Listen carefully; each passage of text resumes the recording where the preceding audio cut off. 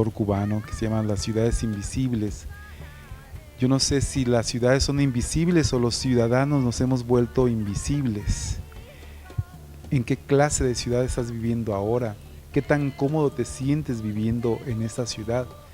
Es importante que en este espacio empecemos a reflexionar un poco sobre las condiciones en las cuales se encuentran nuestras ciudades y qué podemos hacer para que, si no nos sentimos cómodos, cómo podemos alcanzar esa comodidad, porque finalmente las ciudades se crearon, nos empezamos a conjuntar en ciudades para vivir de una manera más cómoda.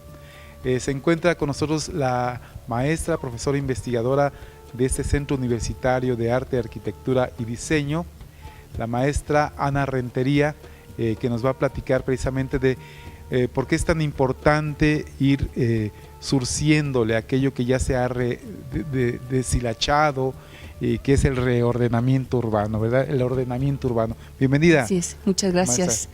Gracias por la invitación. ¿Cómo se encuentran las ciudades así a nivel general? ¿Las ciudades han perdido su vocación de albergar a los ciudadanos?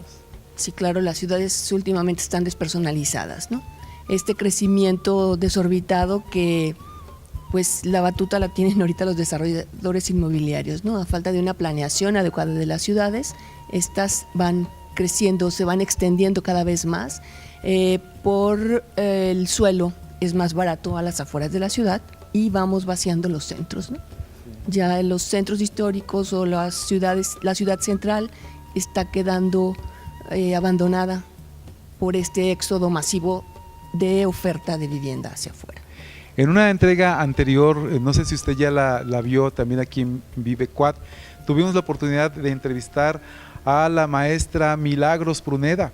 Ella también es estudiosa de este tema que estamos tratando el día de hoy, y que los centros urbanos están quedando deshabitados y es nido de ratas y de malvivientes. Y de repente, cuando el turismo viene precisamente a visitar la parte más importante, que es el centro histórico de cada una de las ciudades, esos centros históricos se encuentran realmente en muy malas condiciones. Es la parte más feíta de la ciudad. No sé si estás de acuerdo conmigo. Sí, claro, por supuesto. Este efecto de éxodo hacia la periferia de las ciudades va vaciando estos centros, y además del mal estado en que quedan los centros, nos sale muy caro, ¿no? O sea, el ir extendiéndonos la ciudad es como ir jalando esta cobija, ir jalando la infraestructura, ir jalando todo hacia la periferia, cuando en el centro tenemos concentrados todas estas infraestructuras, ¿no? O sea, esta parte central tiene todo el equipamiento, tiene todas las instalaciones adecuadas para poder vivir ahí, y sobre todo la manera de moverte dentro de ellas, ¿no? Porque te vas a un centro de vivienda, un centro habitacional, más allá del periférico, y tenemos un sistema de transporte en muy mal estado. No tenemos un proyecto de movilidad integral donde el yo irme hacia esta distancia de la ciudad me permita regresar con tiempo y con buen servicio, ¿no? Dígame usted cuántas horas de su vida pierde en el transporte público. Platicaba con Paola, nuestra floor manager de lujo que tenemos hoy, de que ella hace 1 hora para venir o más para acá a la escuela y 1 hora para regresarse. 2 horas de cada día de su vida están perdidas prácticamente en un sistema de transporte que no es eficiente y que no soluciona los problemas de movilidad, y al contrario, tal parece que cada vez es más difícil poder transportarse en el interior de la ciudad. Y le va bien a Paola, ¿no? 2 horas, pero ¿cuánto tiempo tiene que levantarse antes para poder tomar este servicio de transporte? ¿Cuántas personas hacen mucho más, no? O sea, es... Ana Rentería, pero ¿te acuerdas tú que cuando iniciamos aquí en Guadalajara con el tren eléctrico, que a mí me parece que todavía está funcionando de manera eficiente, de repente hay horas pico en donde pues está pero sobresaturado y no hay la visión para poner más trenes en esos momentos de más afluencia de personas? Pero desde aquellos entonces a mí me tocó estar en esa etapa de la construcción de los trenes y de los túneles, y hasta ahí se llegó. No ha habido más líneas que la 1 y la 2. ¿Por qué, si ya en la Ciudad de México hay hasta 14, creo? claro. ¿Sí? Porque aquí solamente tenemos un par de líneas, que la ciudad o la mentalidad de los gobernantes no da para más. Desafortunadamente estamos regidos por un sistema que no permite que veamos más allá más allá del tiempo. Siempre estamos pensando en la administración de 3 años, de 6 años, ¿no? En la ciudad no tenemos un sistema de transporte adecuado. Es más, no existe un sistema.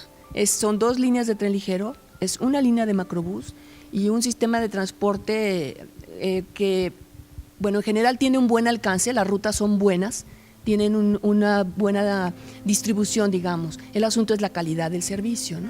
O sea, que no es adecuado, las propias unidades son de muy mala calidad y no están adecuadas para el tipo de usuarios, ¿no?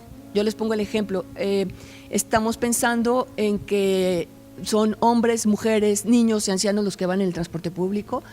Ellos tienen diferentes necesidades. Normalmente, hablando de géneros, el hombre va y regresa a trabajar.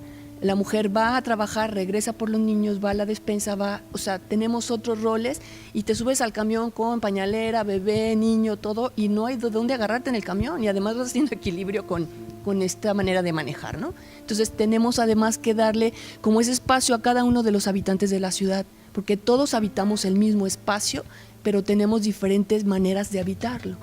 ¿Cuál sería la solución? Eso lo vamos a ver en este programa y recuerdo que hace pues no muchos años estuve en Phoenix, Arizona, y en ese lugar hay una ciudad, una colonia que se llama Sun City, en donde únicamente transitan personas de la tercera edad. Los carros son adaptados para la tercera edad, las avenidas son para tercera edad, se circula a 20 kilómetros por hora, las tiendas son atendidas por gente de la tercera edad, los teatros, los restaurantes, siempre hay gente de la tercera edad que llega a su ritmo y nosotros estamos todos contra todos. Acelerados, siempre contra el tiempo. Sí. Es tremendo. ¿Habrá una solución? ¿Cómo ven los jóvenes esa situación en esos momentos? Es una sociedad a la cual han sido invitados, consciente o inconscientemente, voluntaria o involuntariamente, pero los jóvenes están aquí y hay un movimiento cada vez más participativo de la juventud que también quiere, al igual que nosotros, una ciudad mejor. Pues sí, como jóvenes percibimos la ciudad según nuestras necesidades, porque nos desarrollamos en el ámbito escolar, pero también se necesita ver qué es lo que estamos haciendo y cómo nos necesitamos mover. Las ciudades actualmente están creciendo desmesuradamente, no tienen un orden y dentro de ese orden se está llevando fuera el pensar cómo los jóvenes, o más bien cómo toda la gente que forma parte de la ciudad se desarrolla.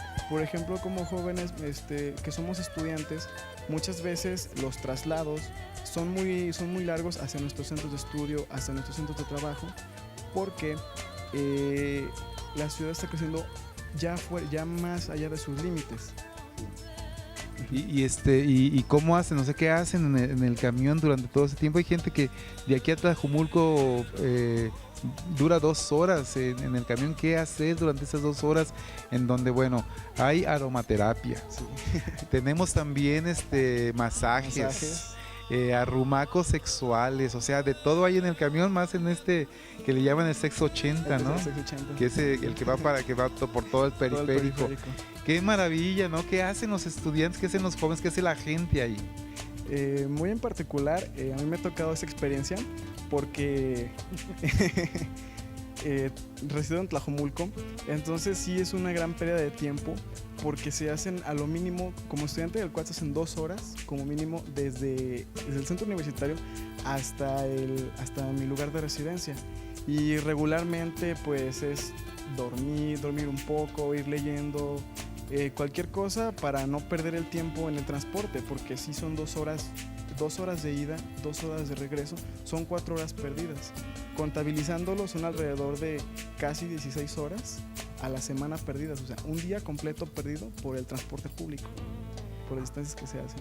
Eso es tremendo, ¿no? Y vemos que cada vez que existen campañas políticas, la mayoría de los políticos se desviven prometiendo el cielo y las estrellas para solucionar los problemas del transporte público, y sin embargo pasan otros 3 años y seguimos en las mismas condiciones. Yo pienso que la desvergüenza y el cinismo está presente en estos funcionarios que únicamente están requiriendo tener un puesto de representación para hacer una cosa, no representar a los ciudadanos ni tampoco resolver los problemas que tenemos en las ciudades. Está con nosotros la maestra Ana Rentería, que es arquitecto y también es de la carrera de urbanismo, y que nos puede decir cuáles serían las posibles soluciones a las cuales pudiéramos nosotros tener acceso como ciudadanos, tener la responsabilidad de una mejor conducción por la ciudad. ¿Qué podemos empezar a hacer como ciudadanos? Bueno, en primer lugar, necesitamos una reestructuración del transporte urbano. O sea, creo que una de las prioridades de estas nuevas administraciones que estamos estrenando debería de ser esa. O sea, la movilidad, porque no tarda en infartarse la ciudad, ¿no? Si la comparamos con un sistema circulatorio. Es inminente una reestructuración del transporte urbano, y si quieren poner el trolebús, que lo pongan, si quieren poner el metro, que lo pongan. O sea, no es que se tenga que poner uno u otro, o sea, es de que ya, lo que quieran ponerlo, pero ya. Y por otro lado, no podemos desincentivar el uso del transporte vehicular, del vehículo privado, si no tenemos una opción para movernos. Y entonces queremos subirnos en la bicicleta y es un kamikaze el que lo haga, o un verdadero guerrero, porque estás exponiendo tu vida.